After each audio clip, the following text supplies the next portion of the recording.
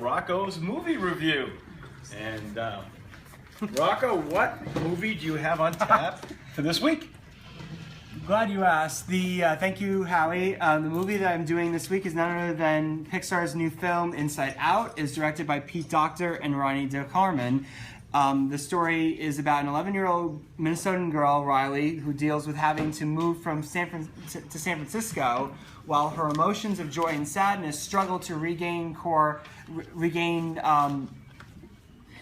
control of her emotions, basically. If it sounds a little complicated, it is a bit of a complicated plot at first. The idea of the film is that while the girl is essentially dealing with a change in her life, moving to a new town and, dealing with, the onset of adolescence rolling in, her emotions, and those are the central characters of the movie, they're inside her body, basically, piloting her, as, like you would, like an aircraft, basically.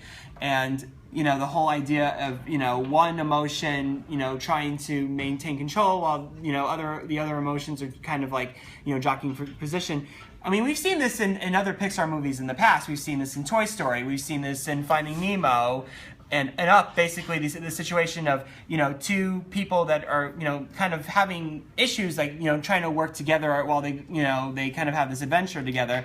But the thing is that I feel like this idea of, this taking place inside of this little girl's head, it really reinvents the whole Pixar formula here, because, I mean, it sounds very complicated on the surface, but it's actually quite an incredible piece. Like, the storytelling of this in Pixar, it makes some fantastic storytelling in their movies.